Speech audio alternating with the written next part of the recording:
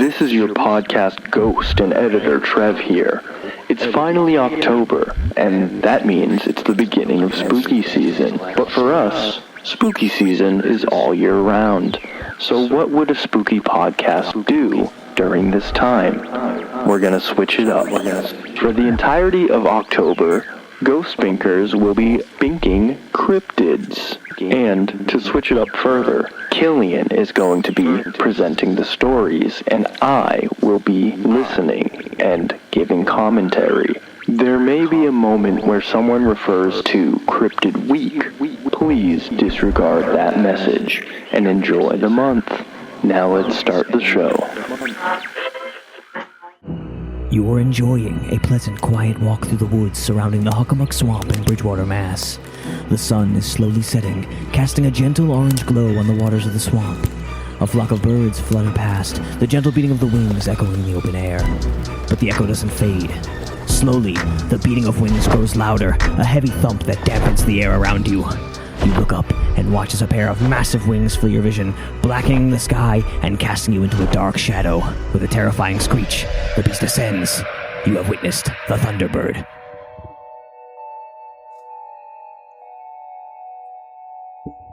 Welcome to Ghost Binkers! Whoa! Is that too much of a bink? Hey, Binkers! What up? Hey, everybody. Welcome to the Ghost Binkers. This is new. Some of you panicked at home. You slammed your iPods on the table and you said, "What's going on?" It's Cryptid Week, baby. Cryptid Week, because as you all know, Junior and Senior Binkers, I am Killian, normally the co-host, and I don't believe in ghosts. Yeah, but maybe I believe in cryptids. Oh, who knows? Who could tell? And my now co-host, Trev, that's me, is here. I'm Trev. I don't know anything about cryptids really. I've heard of the ones. Really? I think Mothman is pretty chill. Okay, but you're cryptid agnostic then. I would say if I were to believe in cryptids, I would say that some of them feel possible and a lot of them feel like misidentified animals. Okay, but the spirits of the dead walking around playing basketball at night in a haunted park is real and true and scary. But a big animal we haven't seen yet is crazy.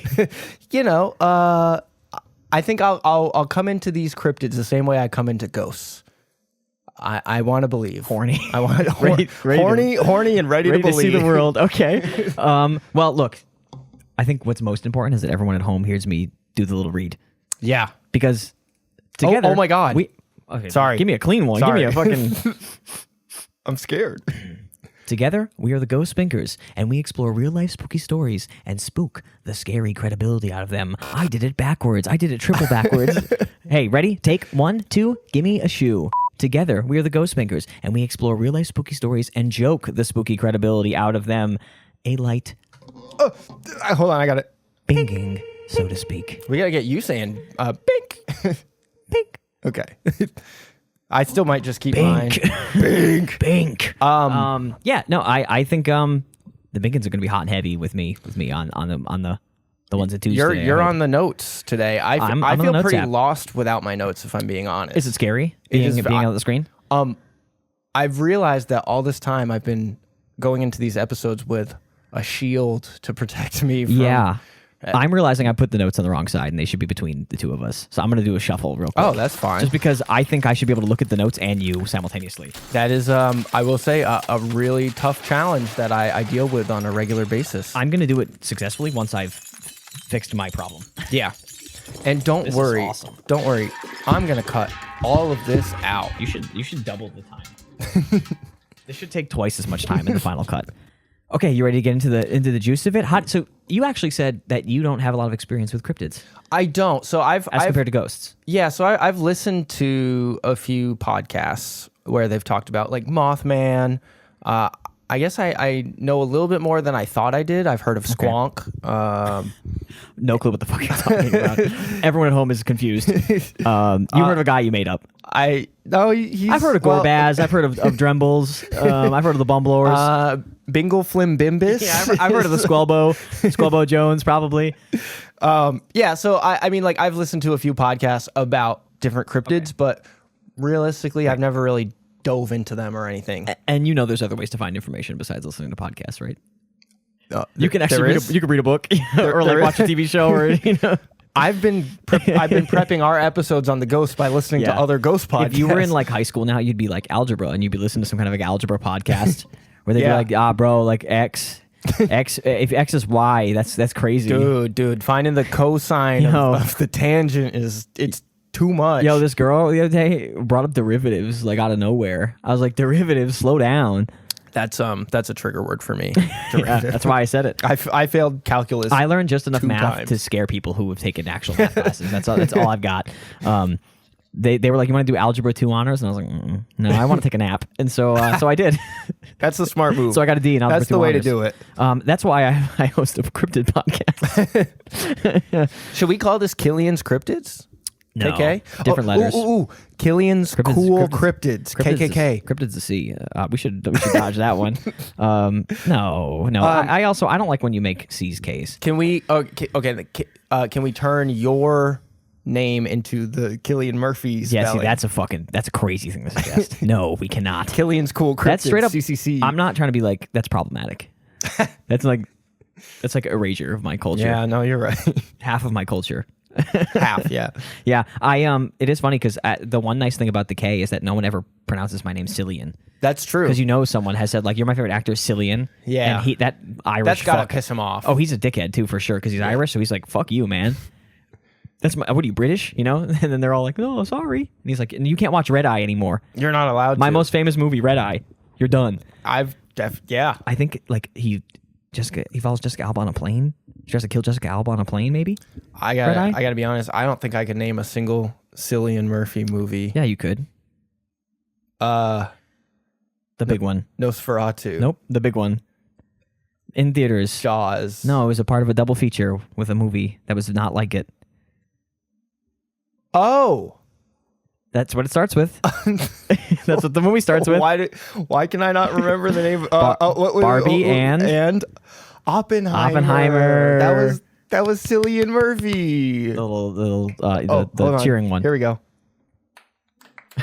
Oh, you did the slow one. I was going to give you the regular cheering. Oh, thanks. I never want to lead with that one because you don't want to be presumptuous. I like that.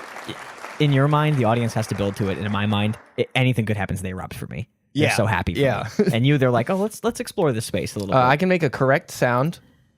Oh, I got the answer right. That sounds like an AIM messaging alert. A little bit. Without after they got rid of You Got Mail, and they're like, let's get rid of all the personality from this thing. I miss You Got Mail. Let's make this thing so shitty and boring. And they did the ding, You've got mail. That was pretty good. Thanks. Wow. I heard it recently. I never heard it. Ever. No one ever liked me, so I never got mail. The amount of I was like, You Got Mail would happen, I'd be like, yes, a girl likes me, and it would be like the most annoying friend, being like, dude, I just farted so crazy loud, it fucking went crazy. It's just an email notification that like somebody tried to hack into your account. Someone stole my RuneScape gold. I'm like, no, my precious treasure. Damn. All right, you want to get into the heat now? I'm ready. I'm ready for the heat. Okay. 10 guesses as to where this might start off. This story. Like location? Yeah, like location. I think I already know the answer. Oh yeah. Yeah. The Bridgewater Triangle is an area of about 200 square miles within southeastern Massachusetts. So 200 square miles. We've talked about this before. Yeah. It's just a little baby area. I'm going to really quickly, because people at home might be curious, what towns touch the Bridgewater Triangle. All of them. A really simple list. Abington, Rehoboth, Freetown, Brockton, Whitman, East Bridgewater, West Bridgewater, Middleborough, Dighton, Berkeley, Raynham, Norton, Easton, Lakeville, Seekonk, Taunton. So if you're in one of those towns, you got to be careful because you might be in the triangle. Wait, is that all? Only 40 towns? I should have done half the list so I could do a second half list. But it's only literally possibly 16 towns, I think. Which is that's crazy. Yeah, and some of them just have little pieces. Also, like, all of Taunton is in the fucking triangle, and Bridgewater's kind of in the triangle. So it should be the Taunton Triangle. It should be something else. But Taunton Triangle, also alliteration. TT. And so, what kind of kooky fella would name this triangle? Well, my cryptid noob friend. Have you heard of the name Lauren Coleman before? I don't think so. Oh, have you heard of the name Lauren Coleman now? Holy everyone shit. At home. So Lauren Coleman. Can I just tell the junior and senior the Binkers, people on the losers who don't have a video podcast. Killian just brought out a book. I've never seen one of those in person before. This book is called Cryptozoology A to Z. It's by some guy and Lauren Coleman. Jerome Clark and Lauren Coleman. Lauren Coleman is the big name, and the reason I bring him up is because he's the cryptid guy. Oh, Lauren is a man. Lauren is a fella. It's Lauren, Loren. My mistake. No, it's okay. Lauren is a fella. He's still alive. Okay. He is from like New Jersey or some bullshit, or from Richmond, Virginia, some garbage like that. Doesn't Jersey matter. Devil, that's another one I know. But he became very well known for like specifically being a cryptozoologist, the first of his kind. Okay. Lauren, he gets a degree in anthropology. He gets a degree in sociology. He puts them together and he's like, I gotta find fucking Bigfoot. Where is this guy? Anthropology is like the study of like humans. Yeah, it's like humans, Sociology. The records humans leave behind, that kind of thing. Yeah. And sociology, yeah, he's actually done some other work on like copycat crimes and like suicides and stuff like that. So he has some like legitimate sociological work. And so I bring him up both because he's the father of the cryptozoology movement, and also I think, decently skeptical. Oh, okay. He gets. I mean, he definitely loves this shit. Like, clearly, we're getting into a little more about how clearly he loves this shit. But he obviously loves it a lot. And so scientists will be like, "Oh, it's kind of like bullshit to put it out there, even." But if you read Cryptozoology A to Z, he'll talk about like Bigfoot. And he'll be like, "It could be like a big bear." Yeah. That someone got scared and saw. Or it could be a Bigfoot. Someone found this print and it's interesting. It's kind of that thing. So definitely more on the wants to believe side. But but at least decently skeptical enough. He's me. He's kind of like you, a fool, a doddering fool. No. People from New England area might be familiar with the Cryptozoology Museum, which is in Portland, Maine. Although I think they're trying to move, so watch out for that. They're trying to go to Bangor.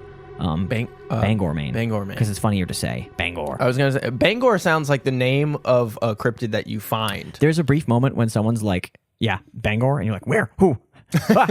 Or they go Bangor and you're like, Thailand? Well, that's what I was Thailand? also. They're I was moving like, the museum to are they Thailand? going to like the East Asia, Southeast Asia or something? That's not happening. It's just down the road. Okay. They have buildings and funding, but the Cryptozoology Museum is like clearly mostly shit that was in his house. Yeah. And I mean that in a good way. It's like posters of Bigfoot. Oh, and it's yeah. like, I think you just talked about it at one point. Yeah, it's a really cute little museum. It's like 3 floors, and there's all this like, there's a big Bigfoot you can take a picture with. So this is the guy who like puts cryptozoology as a field on the map. And whatever that means, on the map, yeah. And so he is actually the person who coined the term the Bridgewater Triangle. Lauren. But he's born in like Virginia, so he was like, "Oh, this is Bridgewater," and someone was like, "Actually, this is the southeastern tip of eastern Massachusetts." This is like when you're in Foxborough and they're like, "Hey, Boston, what's up?" And you're like, "Excuse me, Drake, I'm in a different city, you rude man." That is a very hyper local to Massachusetts joke that no one else will understand. I think I assume other concerts are like this, where like they'll be like, "We love you, Newport." And you're like, technically we're in Middleborough or whatever. We're in Middletown or whatever. Yeah, like so there's always this sort of thing. But so in his book Mysterious America, he creates the name the Bridgewater Triangle. The 3 major points, this is where it gets its name from, are Rehoboth, Abington, and Freetown. So those are the 3 points of the triangle. Hence the Bridgewater Triangle. That makes a lot of sense. Hence. Well, I know what you're saying. Fence? I know what you're saying. Well, obviously, Bridgewater's in the middle of the triangle. Yeah. No, it isn't. It's not even close. Taunton's in the middle of the triangle. Also, it's like an isosceles looking triangle. People at home can't see. I've seen the shape. It's skinny, right? I would say it's long. It's long. It's borderline scalene. And Bridgewater is like the very top of the end point and not the thing. So it's a weird shape. It's a weird construction. I take issue with the fact that it feels very arbitrary. Maybe you're not like a science person, because it's obviously like the. Let me read this again for you. Okay. The 3 major points of the triangle are Rehoboth, Abington, Freetown. Yeah. Bridgewater Triangle. Is that helpful? Did that solve it for you?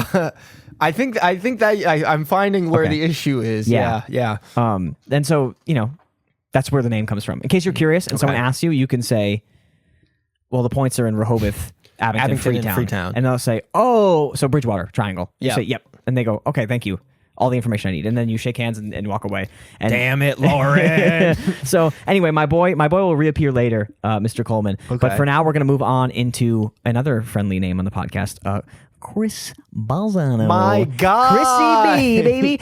We got to meet him at some point at the convention. You know, I know. If he's still around doing his thing. I hope he's not mad at us making fun of his articles because I do legitimately like have a man crush on him. I hope he's alive and doing well. That's my 1-2 for Chrissy B. I also hope he lets me call him Chrissy B when I meet him. I actually think it's weird because like our first article was Chris. Yeah. I think my brain has been fried by so many other articles. I look forward to the Christopher Balzano he's like an adult who writes. Like he'll write the thing and read it and like make sure it works good, you know. And I feel like with anything, if he makes a spelling mistake, it's probably because he's making stuff for people. He's researching stuff. Yeah, like, you know what I mean? Like, he's locked in on getting the information. He's like a boots on the ground kind of guy. Yeah. So that's what he's about. But he has summed up the Bridgewater Triangle nicely. This is via Astonishing Legends. You want to do Chrissy Balzano voice? Here we go. Ready? Okay. Anything you want in the triangle's in the triangle. It's a Pandora's box. So you're into zombies, there's stories about zombies. You're into Bigfoot, he's there. You're into Puckwudgies, that's kind of Puckwudgie central.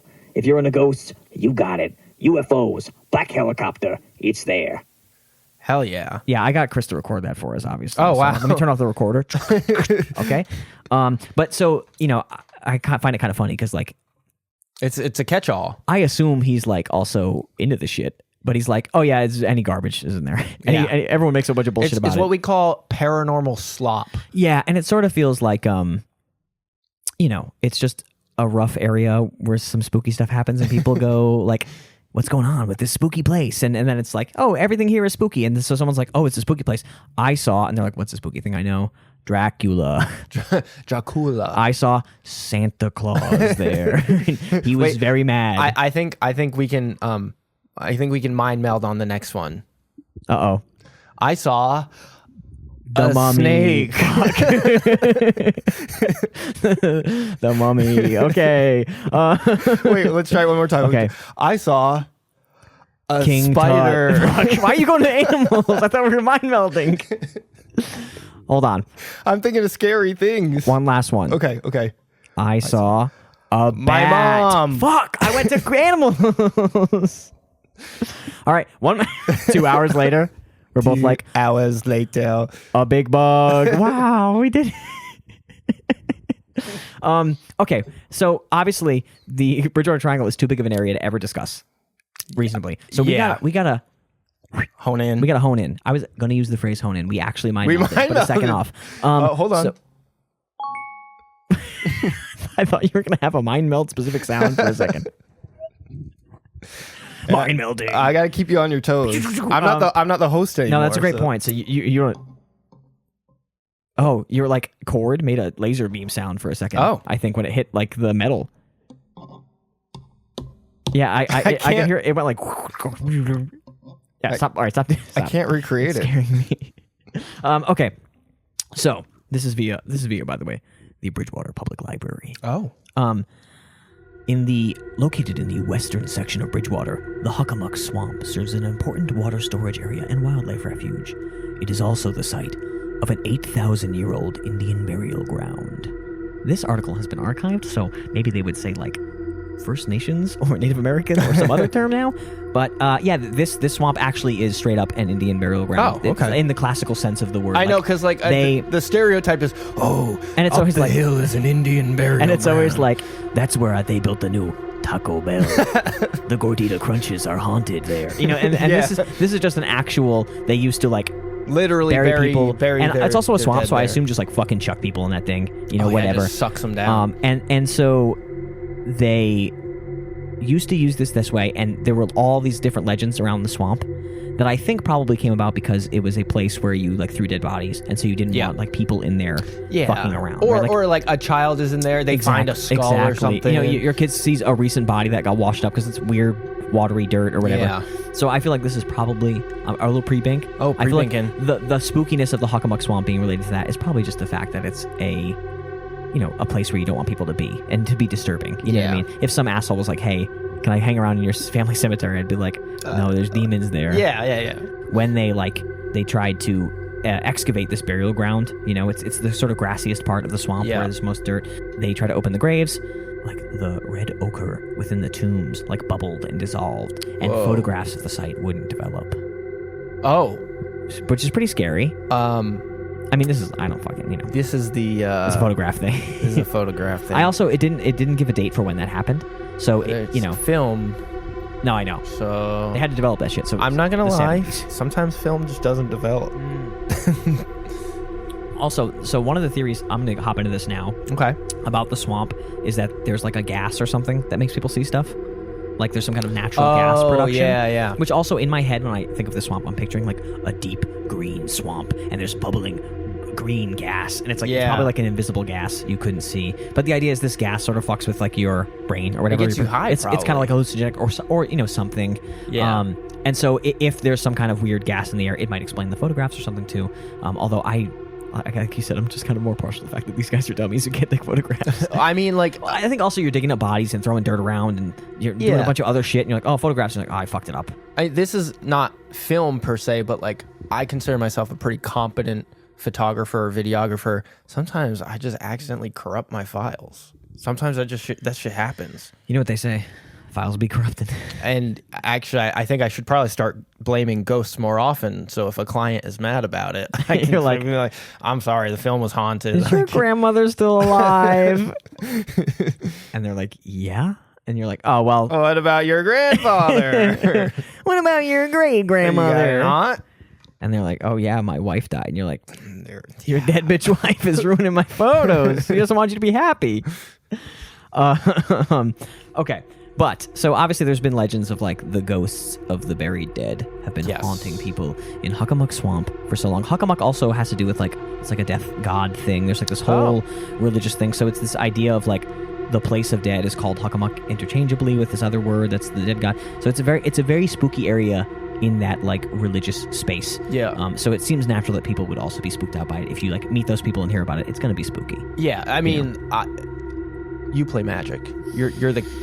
You're the magic person that I think about. Yeah. Swamp, black, death. Yeah. The lore about the god of dead, like, all that together.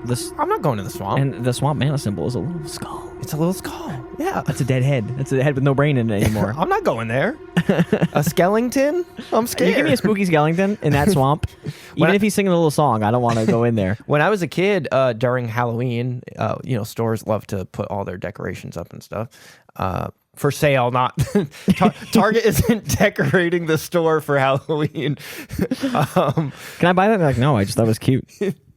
I used to be scared to go down the Halloween aisle because of the skeletons. I was scared. They're scary. Okay, well, next time a ghost story scares you, I'll have to remember to take away some credibility from that as a feeling. One time my roommate went and bought like a Halloween store skeleton.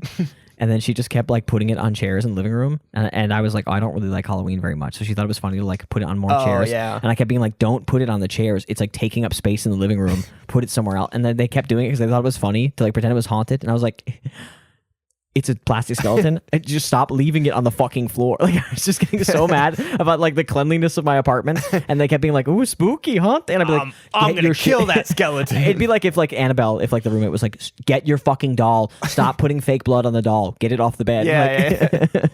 Honestly, that might be why the guy Angie was the roommate, I think. Angie and I can only remember Angie. Angie, and that's why Lou got attacked. They were banging. Remember that? Yeah. I just said remember that about. I should have said the episode number or something. I don't remember. The good old days episode. It's the Annabelle episode part 1. 17 or 18 or something. Insert like that. episode number here. 17. Thank you, future Trev. Hey, thank you, future Trev. Okay, so ghosts, right? Great, but what's this business about a big bird? Well, yeah. The Hockomock Swamp is not only home to ghosts. It's also home to creatures. There's a fake Bigfoot. There's like a fake Pukwudgie, whatever a Pukwudgie is. Wait, I think I might know this one. Is the fake Bigfoot skunk ape? There is some rumor of a skunk ape type shit. Hell That's yeah. like a Florida guy too, right? Skunk ape. Maybe. Yeah, so there's all kinds of stuff, but the big one, and the one we're here to talk about today, is the Thunderbird. Which, I will say one thing that I do know about the Thunderbird, is Native Americans. Yeah. have a lot of Thunderbird lore and mythology. Sweetie, we'll get into the Thunderbird lore and mythology. Because I'm partial to the Native American culture as a 1/16th Seminole Blackfoot. I played a lot of Julia and Tekken. She has like a Native American headdress on. Hell yeah. And I thought she was so cool when I was a kid. If I'm thinking of the right character, if I'm not, whoops. We'll correct it in post. Yeah. Hold on. I'm going to Google it on air. Okay. I'm going to also Google it on air because I don't know what to do when I'm that's a great point. on air. It's Julia Chang from Tekken. Yeah. And she has Native American clothes on. Yep, there's the headdress. Yep. And so I thought she was just so cool as a child. I said, what a woman. But in the depths of the swank. The squonk. It's pronounced squonk. I forgot about him. Is that what he does? He infects your speech and you become a squonk too? He actually melts when you see him. All right. In 1998, two boys followed a pair of giant three-toed footprints into the swamp. To their horror, they came upon a massive bird-like creature that neither had ever witnessed the likes of in their life. Wrong. Bonk. Interjection. A patient interjection from Trevor. Yeah, I'm not used to interrupting, so I don't really know how to do this. Yeah. Maybe I'll just raise my hand or something. But Trevor? Yeah. Is it possible that maybe it's just a peacock and they had never seen a peacock before? Maybe this detail will change your shit. mind. The winged monster caught a glimpse of the two boys and took off straight into the air. Yeah, I don't think peacocks fly like that. I think they can fly, but I don't... The frightened youths ran for their lives, later ranting their story to the police and neighbors. It was concluded that the two youths witnessed a great blue heron. It is a bird.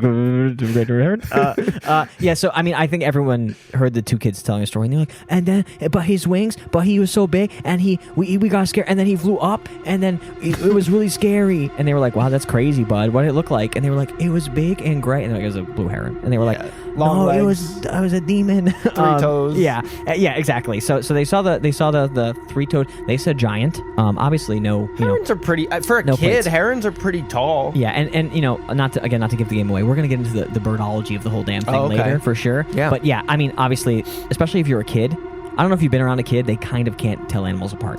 It's not their strong suit. No, not really. They'll see. That's why they have the little spinner thing that points to the animal and goes. The cow says moo. Moo.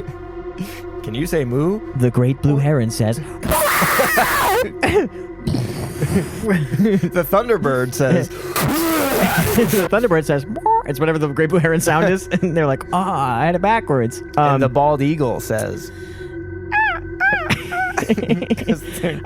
The children did say that the bird they saw was much larger than any heron, being more the size of a tall man with half-human features. Let's put a little pin in the tall man if we can. Okay. Huh? Yeah. How about that? A little bink pin. Oh, yeah. Here. A fucking little woodblock? Castanet? What is that? Yeah. Unfortunately, I'm running out of... What is this? What does this button do? Oh, my God. That was awful. All right, we're moving on. This next part is from Kathy Alexander. It's from Legends of America, the site, and this is going to go into the background of the Thunderbird a little bit. So I'm going to stay in the regular voice because this isn't spooky. Oh, okay, yeah. This is interesting material. Yeah. A lot of these are Kathy's words because I found it a very succinct description of the Thunderbird. It is a widespread figure in Native American mythology in the United States and Canada. Gets all the way up there. It's described as a supernatural being. It's an enormous bird that symbolizes power, strength, and it's a protector typically. Yeah. It's not really a predator. And the reason it's called the Thunderbird is actually because the flapping of the wings sound like thunder. Oh, that's so sick. It's this big like, and then also lightning shoots out of its eyes. Oh, damn. It's the old one too. Hey, you know what? I think that makes a lot of sense. I just like the idea of you're like, oh, that bird, and you hear like a. What like, a beautiful, majestic you're like being. That's a Thunderbird, and then it goes like, and it shoots lightning, and you're like, can we change it to Lightning Bird? And they're like, I think Thunderbird kind of stuck. I do think actually there's some places like South America has like a Lightning Bird. Oh, okay. Which is a similar kind of bird mythology, but with they took the cooler part for the name. I always, because like growing up, that wasn't a joke. I am partially Native American, so I grew up going to powwows occasionally, and the Thunderbird was always such a cool design to me. Like the way they portray it and like the art and stuff, I'm like, yo, that is sick. It's in all its forms kind of a classically sick Yeah. I talk about this before because I'm not like religious or connected to any culture because I'm a dog shit American. But like, I can only appreciate things for like the aesthetic value they have to me. That's it's art. But so That's like art. voodoo has Yeah. like such an interesting aesthetic value that mixes so well with things, and then like the Thunderbird is just such a like classically fucking sick image. It's so Yeah. cool. Like just a big ass bird that makes lightning is so fucking rad. It also kind of feels like you asked like a second grader, No, a for second grade sure. boy to come up with some sort of like creature. Well, He's yeah. like, yeah, so it's the Thunderbird, and when he flies, he has big loud sounds, and he shoots lightning. It's honestly the exact overlap between like a 6-year-old boy and like an 80s guitar player. Yeah. And he's like, I think it should be a sick bird that I ride when I play my bitchin' solo, and it shoots lightning from its eyes. And then he goes up there and he's like, and the bird's like, you know. And so it is a very cool image. And they brought rain and storms, Okay, yeah. which obviously is like, depending on your exact interpretation of what you need, is good or bad, right? Like if you're in like crop season, not ideal. But if it's like dry as shit and you see a Thunderbird, you're like, Bring it on. my fucking That's my guy. That's my fucking dude. And obviously, like, you know, lightning causes fires. So it's all this like That's true. rebirth shit, rebirth and redeath, and lightning. Almost like a phoenix. Little phoenix. Do you have like a book example? I've never heard of that. A phoenix? Yeah. Is there like a book I could read that has one in it? Yeah. There's this pretty popular book. It's called Harry Potter and the Chamber of Secrets. Wow, that book has everything. That must be why you only had to read that one. It's got everything you could need. I'm trying to think of new ways to trap you in that now. Okay, this is the big shit. This is what sets the Thunderbird apart from fucking an eagle that is scary. Okay. The bird was so large that several legends say it picked up a whale in its talons. Which again, so fucking badass, dude. That's so rad. That's so sick. That's crazy. In Ireland, they're like, this guy played a flute and all the snakes left. And this one, they're like, yeah, the bird threw a fucking whale. I'm picturing like, you know that video with that guy? He's like, yo, it's a fucking baby whale. It's a baby fucking whale, man. Holy shit, we are witnessing a baby fucking whale right here, dude. I'm picturing that guy reacting to a Thunderbird picking up a whale and just tossing it. Yo. It's like an eagle picking up a minnow, but he's too close. He's like, he's actually looking through the telescope and forgot. Yeah. They were said to have bright and colorful feathers, sharp teeth, and claws. They live in the clouds high above the tallest mountains, and there's many tribes across the United States that have oral traditions about Thunderbirds. Yeah. So like, you know, the Hopi people, and then like up here, all the Aponequid, like all those tribes, the Algonquin tribes, they all have stuff about it. So there's all these different kind of Like lots of corroboration. kind of across cultures. It's like a thing. It's also one of those, the classic, like, if you see a lot of birds and then you see like one big bird one day, you're like, what about a bird that was really fucking big? Yeah. And then you see like a bird fly by and then like a storm happens. You're like, what if that bird made the storm come? Like, you know, it's a very like natural phenomenon to like connect to things. So, but you know, it's everywhere. And it's also why there are Thunderbird sightings in like Massachusetts and Ohio and Iowa and Illinois and Nebraska and wherever. So it's one of our more like widespread travelers. Well, it was all, you know, the information was spread through the Native Americans actually had internet before anyone else did. So they were able to like put it on the message boards. Like, yo, anyone else see like this big giant bird? The fucking hentai smoke signals they were sending up to the boys. Remember when you used to like download one porn image in 1998 very slowly? It would start from the top It's down. like that, but in smoke. It's like rendering slowly in smoke across the sky. I guess it goes bottom up from the smoke. I don't pretend to understand. I think smoke signals, I gotta have no skill at them for sure. Yeah, me too. It looks like something I wouldn't be able to pull off. Yeah, no idea. They told me that as a kid, and people were like, "That's dumb, smoke," because every kid is an asshole. Yeah. And I was like, that seems like I would never be able to do that. That seems really hard. And they're like, "Oh, you got to puff it in different ways." And like we went to like a museum at one point, I think, and they were showing us kind of how you do it, and I was like, I would have no shot. Yeah. This guy's so much smarter than me with this smoke shit. I can't do it. They're doing like Morse code in No, yeah, smoke. yeah. Oh, no chance. They like make a ring at one point. I'd be like, no, I would fucking. First of all, I'd burn the fucking thing I'm putting on the fire. Disaster. I can't even blow thick vape clouds. Oh well, yeah, you are a loser, unfortunately. Can you think? This is my quiz time. Oh, okay. Can you think of a popular franchise that has a Thunderbird?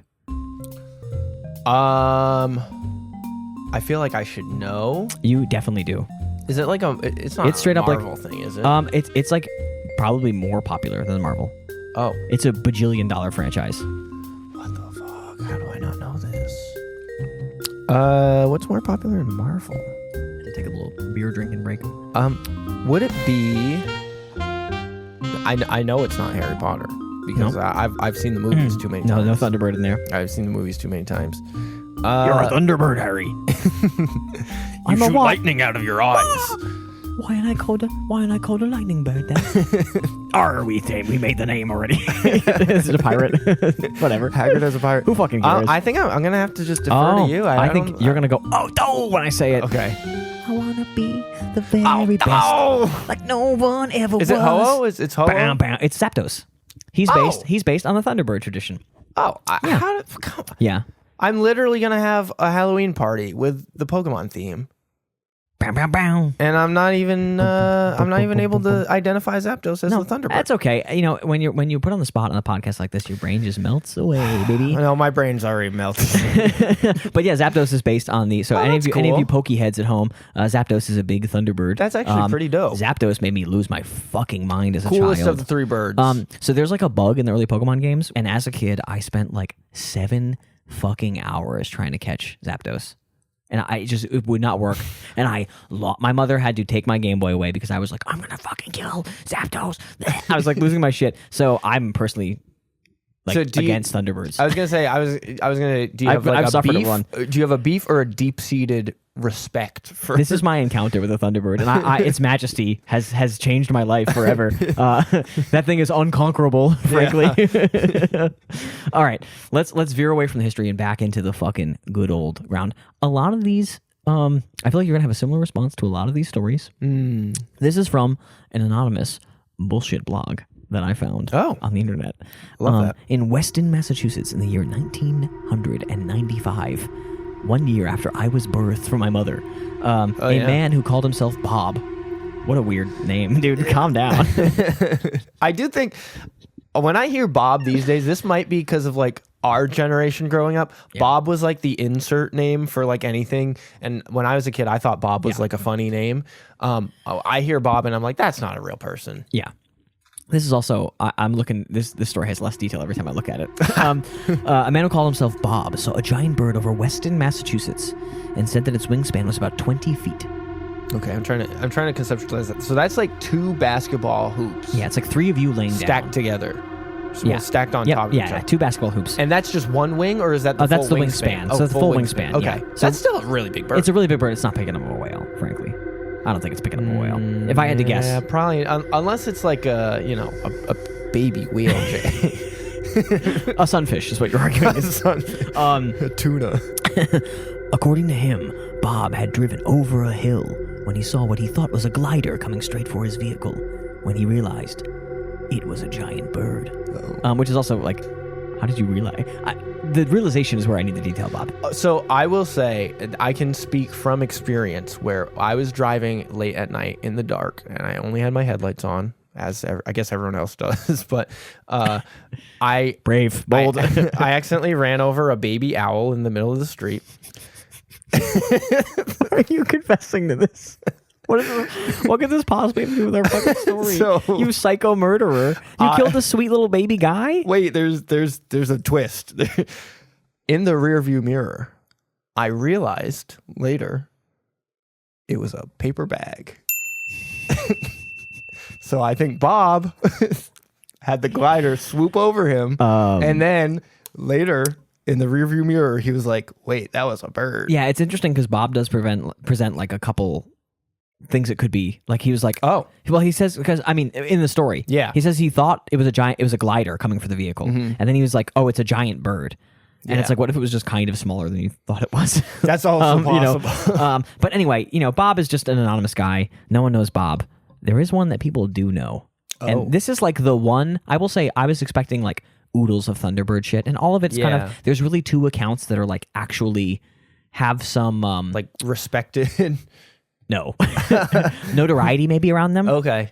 This is from a little bit from Astonishing Legends, and then some from the Boston Globe, and then a little bit more from Bill Russo at Adventures in Time and Space, who I think actually interviewed the person in this story. Oh, okay. So the most well-known example of a Thunderbird sighting was filed by Norton Police Sergeant Thomas Downey. He claimed he witnessed an impossibly large bird, like a Thunderbird or a pterodactyl. Oh, The police sergeant, who had likely seen a lot in his day, felt strongly enough to even file a report about this sighting. wait, he is the police sergeant and he's filing a police report? Yeah. Well, it's like he went and like filed an official report. Like if he went to your home, Yeah. and you were like, the worst day of my life has happened, and someone has robbed my home, Yeah. and shot my dog.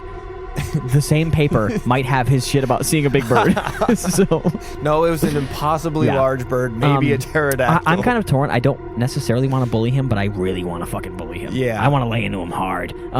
So let's You've experienced Mein Kampf. yeah. Nope. That's my usual struggle. Okay. Is wanting. Are you reclaiming this? What? How do I bail out of this as quick as possible? Trevor's black. He can say jokes like that. I can make jokes like that. I just got to put some distance between me and that one. You know?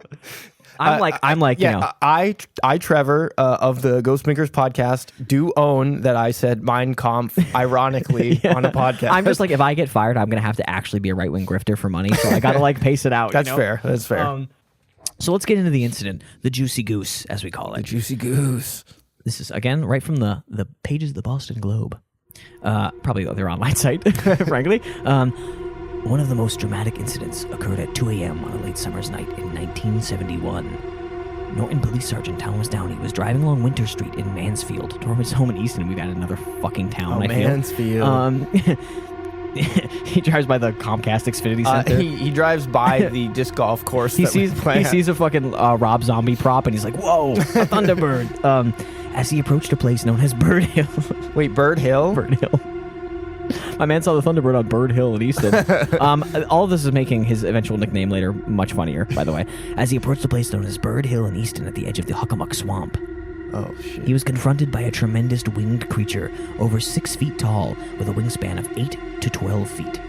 That's significantly shorter than It's the much the smaller last one. than Bob, for sure. And also, the body size is now like closer to the wingspan. There's no So like it's more of a square now. There's no like I tried to find this. There's no like real easy math. Like there's no guarantee like X bird size has a wing size. Yeah. But typically the bigger the bird, the bigger the wingspan. Mm-hmm. And like half is usually like on the lower side. Bird usually more than half of their body's height, like more than double their body's height is their wingspan. So if this a bird's bird like has small if a wings bird's for like its height. if a bird's like a foot tall, usually the wingspan gets around 3-ish feet. You know, like Yeah, generally. yeah. But again, it's very variable. But yeah, this bird is kind of a stocky little guy because he's 6 feet tall and his wingspan might be like only 8 feet. Okay. So, yeah. when I interviewed him, Downey told me that as he drew to a stop at the intersection, the bird flew straight up and disappeared over the dark trees into the swamp. Downey reported the sight to the Easton police. I guess maybe he's an officer, maybe in Mansfield or something. So maybe he had to report to a different police I think station. he said Norton or something earlier. Oh yeah, Norton Police Sergeant. Yes.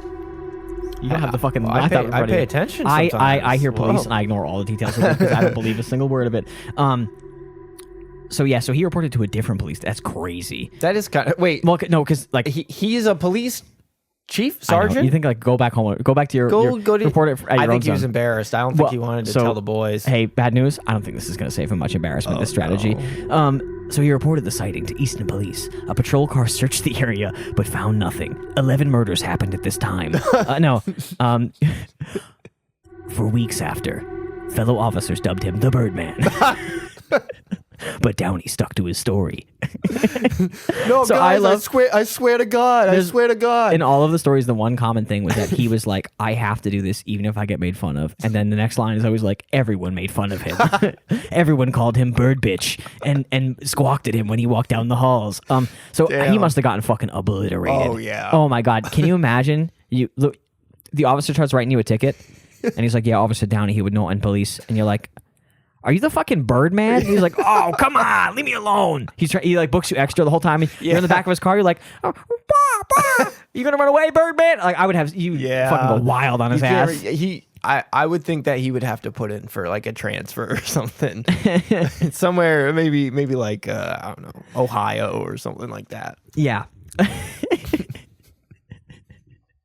Sorry, I'm just laughing at him so much. He's just such a fucking. He's such a goober. From another article, he was being kidded about this. He was being fooled around. People were laughing at him. However, did he have the last laugh? no. No. But people who knew him regarded him as a serious individual, not prone to making up stories, and not one who would make false claims about what he saw. Who were these people who were giving him a character witness? Just, they knew him. Also,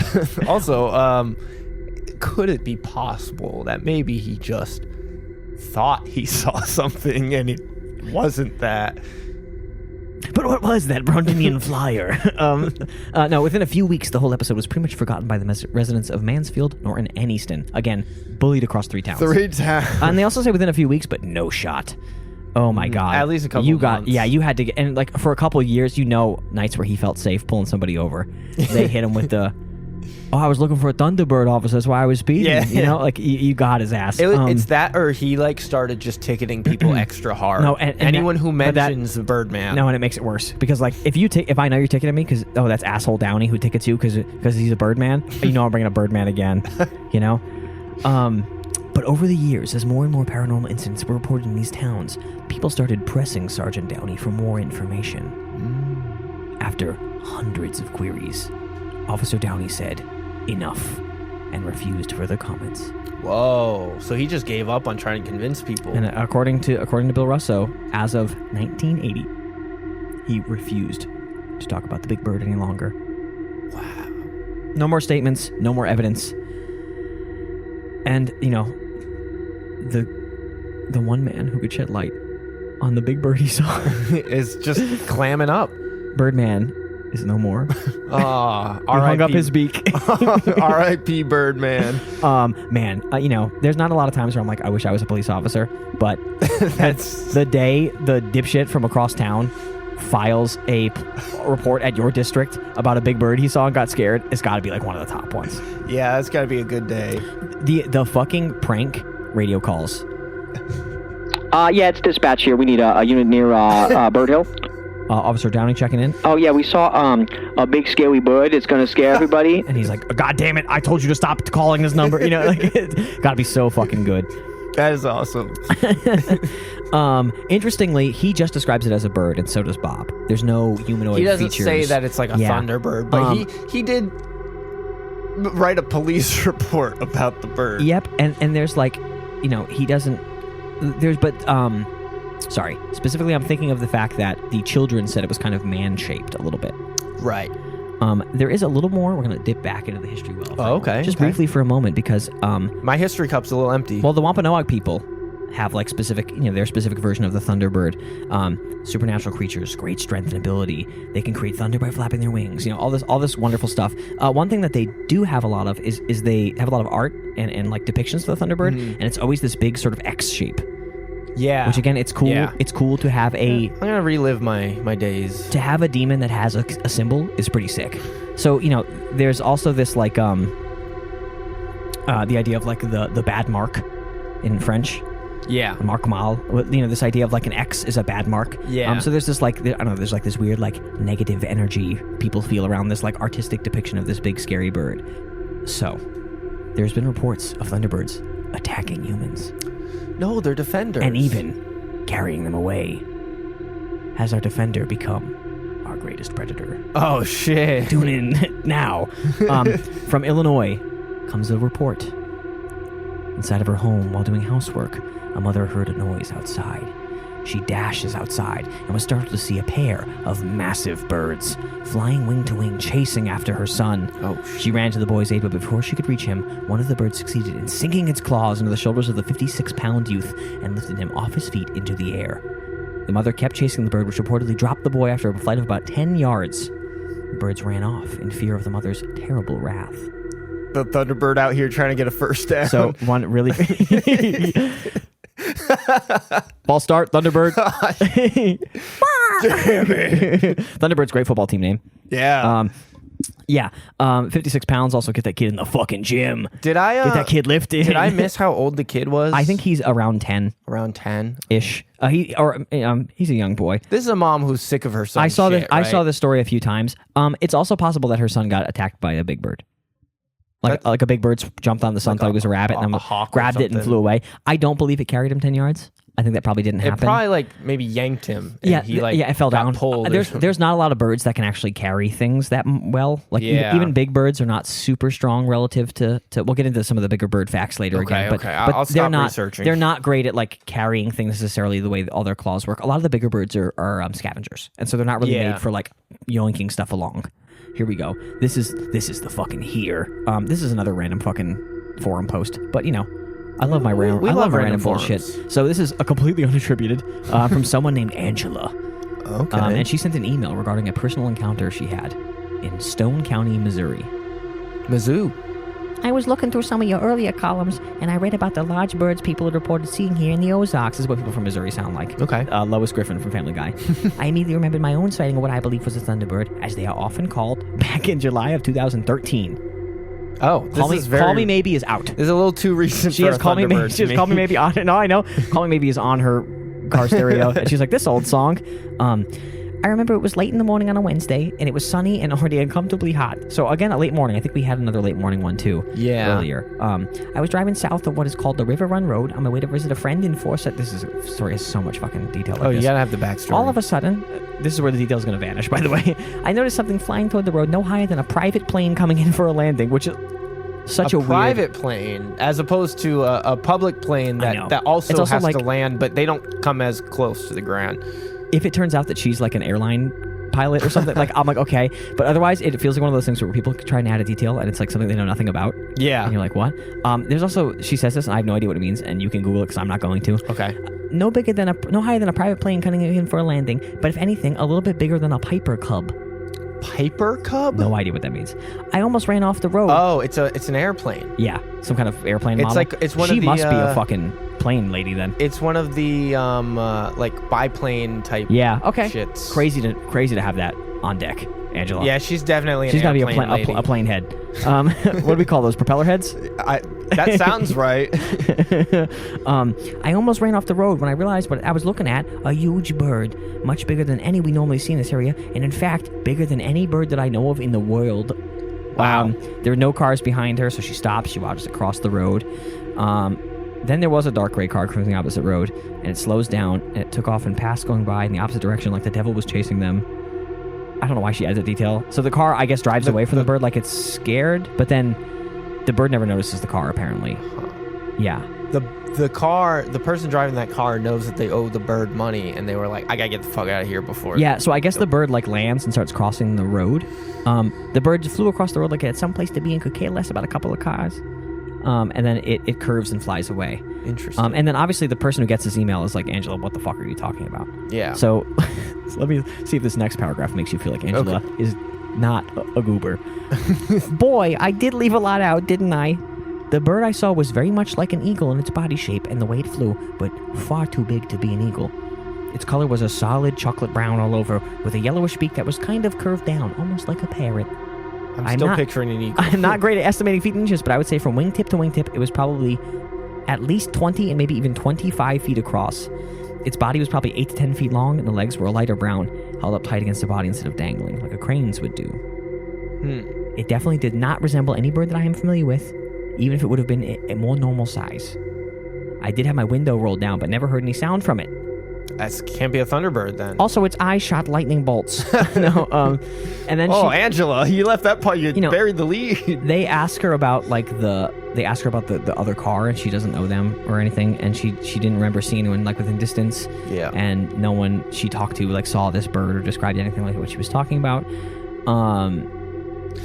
She does say several years later she like saw heard a squawking sound, but she didn't see anything. And and then people mentioned UFOs, and she offered to send information about UFOs in the area as well. I think the Thunderbird's great. I think one last thing. I think it would be fun for us to ask people in our lives to identify what 20 feet is. Oh, okay. I'm notoriously bad at this. Yeah, I'm one of the too. worst. I'm one of the worst like distance identifiers of all time. But I'm wondering if people are overestimating what 20 feet is or underestimating. I would guess. 20 feet I would is. guess they are overestimating. So I would guess they are seeing a 6 foot wingspan and going, that is 20 feet above me. I don't know if you ever had like someone who discovered a snake and then told someone about it, and they were like, this snake was 6 feet long, and then you're like, that was a 3 foot long snake. Yeah. At most. Like, it was not a Also, big snake. I hear a 6 foot long snake, and that really doesn't even sound that big. You to don't. me. You don't care.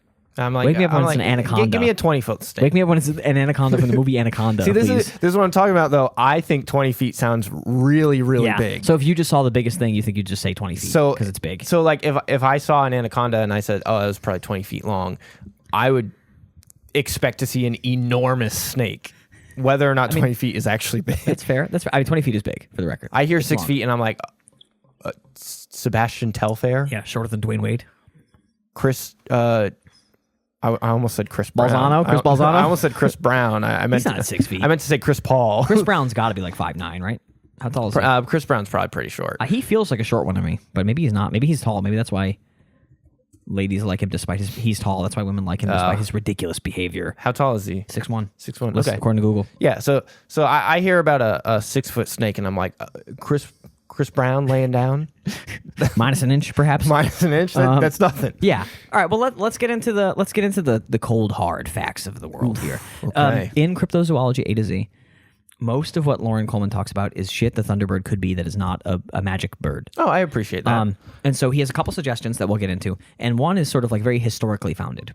And that's the idea that where the Native American stories came from is from finding like pterosaur fossils.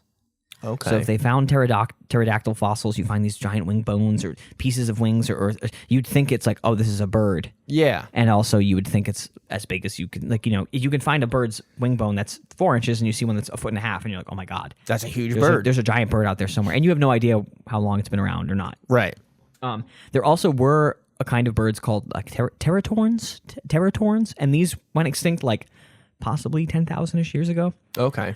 But they were like big North American birds. They were like kind of like larger than our largest condors, essentially, and would have been around this size, possibly, depending on you're talking maybe like 5 to 6 meters of wing, which is like 18 to 21-ish feet. So they're like that's a big bird. I would say that's 30 feet of bird right there because I'd be so impressed. So those are like our likely historiological ancestors, are possible things here. How do you feel about the fact that maybe one of them is still alive today, haunting the Hockomock Swamp?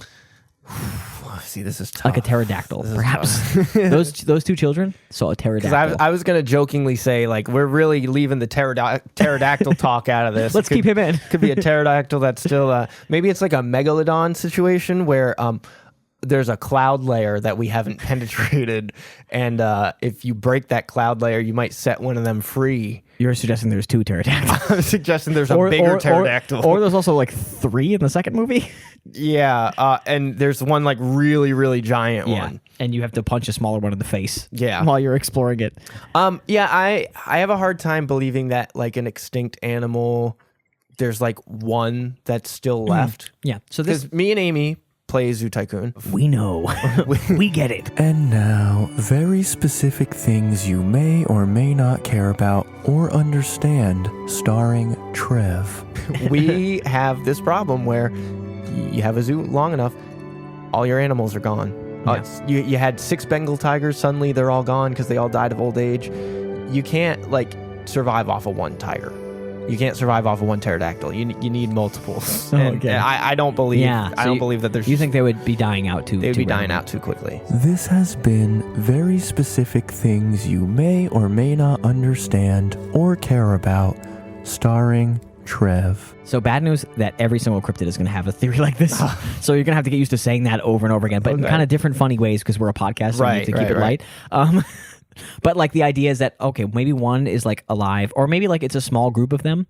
Maybe there's 3. I would be more willing to accept that. I do think that like we probably can track like an eagle, right? We could be like, that's Dave the eagle. He flies back here every year. So the idea that we couldn't track a bird that was 17 times the size of Dave the eagle is like a little far-fetched, right? Like, What do you mean you lost the bird? It was 20 feet tall. I know the Bridgewater Triangle is a massive stretch of land, but like a bird flying over, part of Easton would be, I feel like, noticed by quite a few people. I feel like we can track a butterfly from Maine to Mexico. Yeah. No, and that's a beautiful way to say that.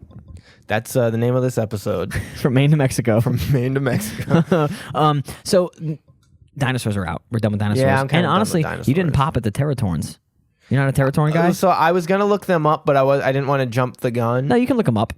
They're just, honestly, there's not much to say other than they're prehistoric big birds. but they're like birds. Yeah. And also all of the photos of them are fake. I think they're all like reconstructions and stuff. Yeah, I was gonna say.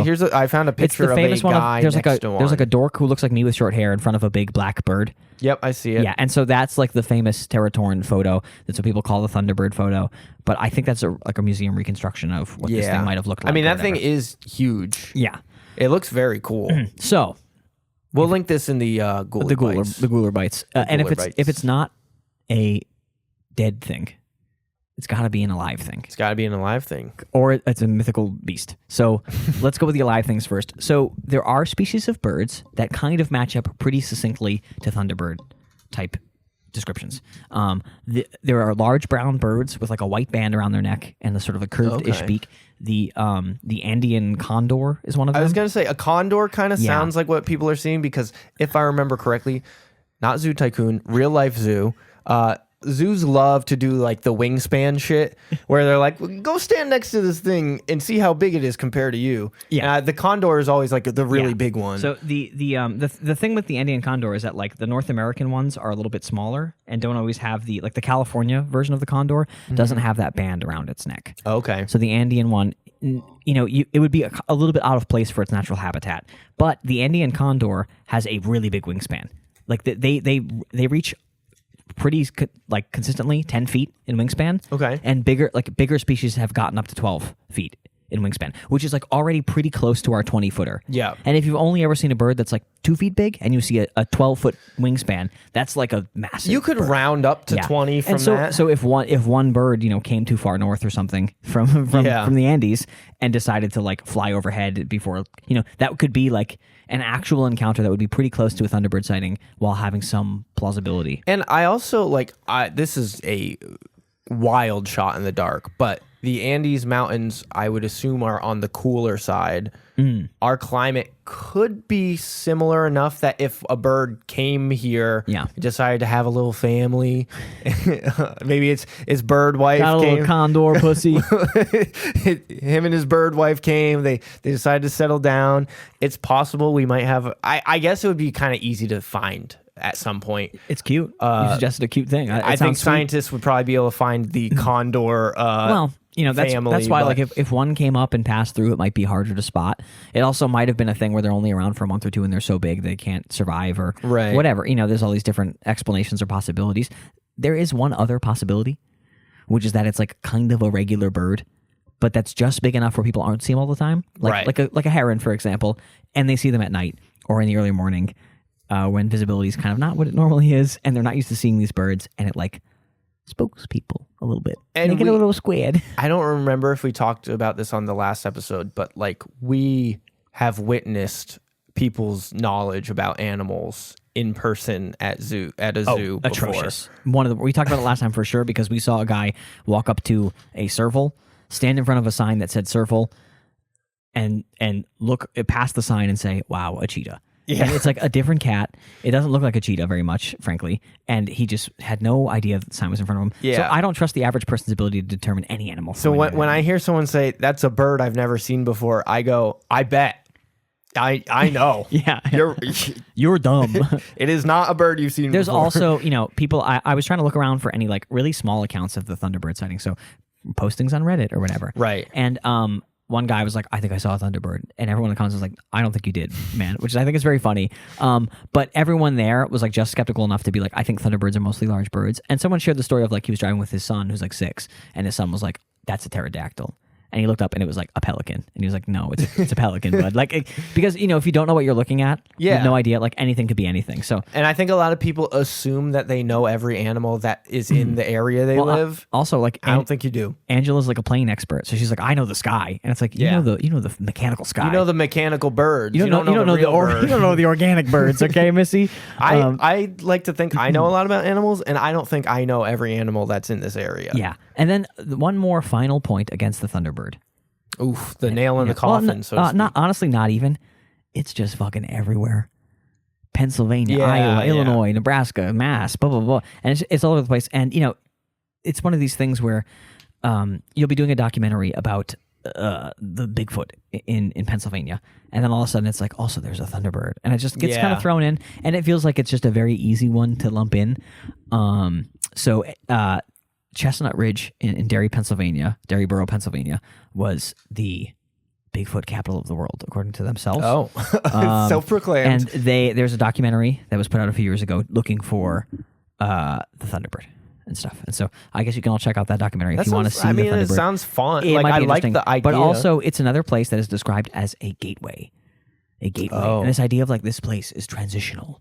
And so that I think a lot of this is like anytime there's mythology of transition, that's where you start to see more spooky things because it's a place that like usually these are chosen for like a reason, right? Like Right. you pick Huckamuck Swamp. I keep doing squonk. You pick Huckamuck Swamp because it's like spooky and weird and ethereal sometimes. Yeah. And kind of in between land and water. And it's also like in between life and death when you bury people there. So a lot of these places I feel like pick up their own little like natural mystery of just being sort of strange places, liminal places in nature. And then they get like all these animals popped onto them. And so I believe the Thunderbird is popped onto them. It's kind of like a 2-for-1 deal.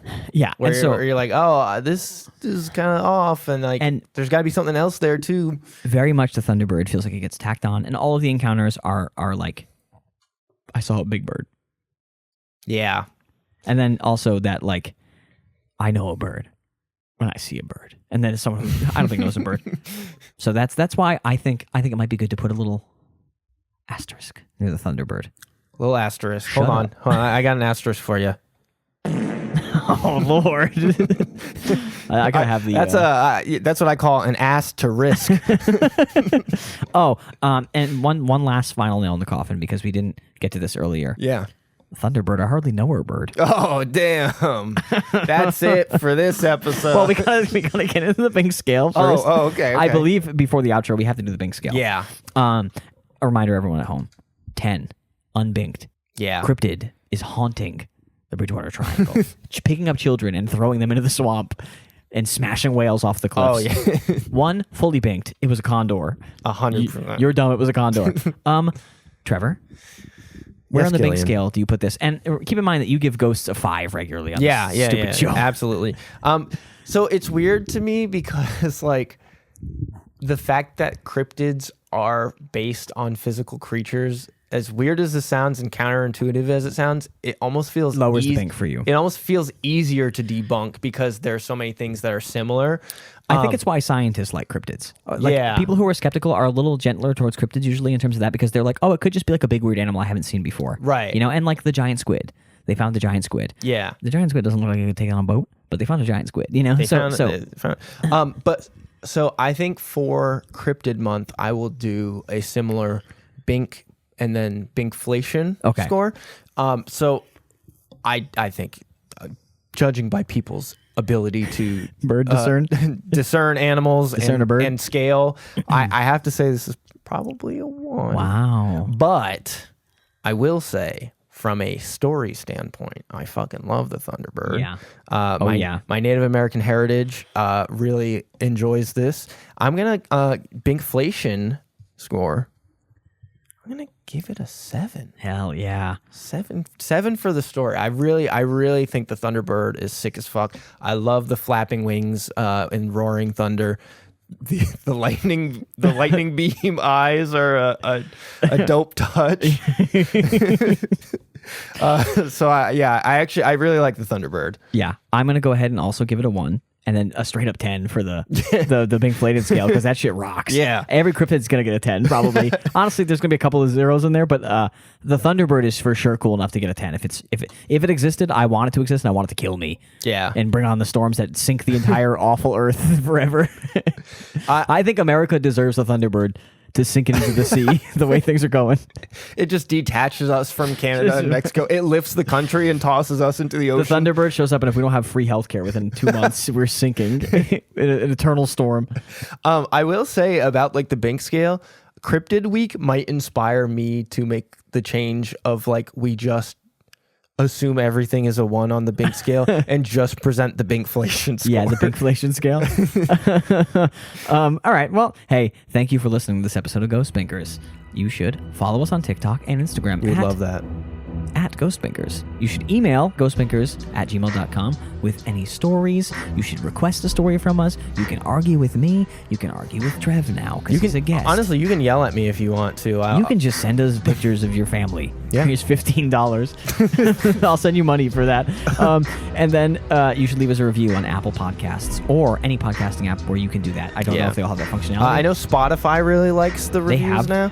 Yeah, that's relatively new. Okay. Or at least since the last time we did a podcast that did not exist. I have never rated a podcast on Spotify. But you shouldn't be big. like me. You shouldn't be like me. You should rate us 5 stars. Anything less than 5 stars is a critical failure. Yeah. So please don't do that. You should tell a couple friends in person, online, in Discord groups, wherever you got him. You should tell on him. your Thunderbird group chat. Have him call out, instead of a horrifying screech, a horrifying pitch to listen to this episode of Ghost Binkers. We'd also like to extend a heartfelt, warm thank you to the authors of these articles. Links to anything we read can be found in the spooky specimens section of the episode description. And to close us out, I would love my co-host Trevor to give us his best Thunderbird call.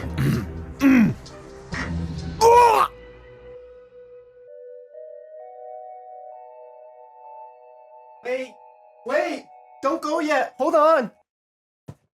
Before you go, just wanted to let you know that Killian and I were guests on the Jaunty Haunts podcast. We had a really good time talking to Courtney about our knowledge of Mercy Brown and the vampire scare of Exeter, Rhode Island. So if you enjoyed that episode of Ghost Binkers, you should check out the Jaunty Haunts episode where we talk about that. And honestly, if you didn't enjoy it, just go listen to it either way. In classic Ghost Binker fashion, we got a little off topic. We talked about, honestly, too many things to the point where we actually turned it into a 2-parter. I don't know if that's a good thing or a bad thing, but check it out. We had a lot of fun, and we hope you enjoy it as much as we did. And if you like that episode, Courtney's a great interviewer, so check out some of her other episodes. Just don't forget about us. I don't want to be the reason why we lost like 100 listeners. Anyway, that's the announcement. Go check out Jaunty Haunts. Episode should be out now. I put the link in the Ghouly Bites. And I guess you can go now. See ya. Go ahead. Good. Get out of here. Hit the skip ahead button and you can skip all of this stuff. Yeah. If you're still here, I'm assuming you either think I'm going to say something insightful or maybe you're like washing the dishes or something and your hands are wet and you can't skip it. I hate when that happens. So, all right, we're done.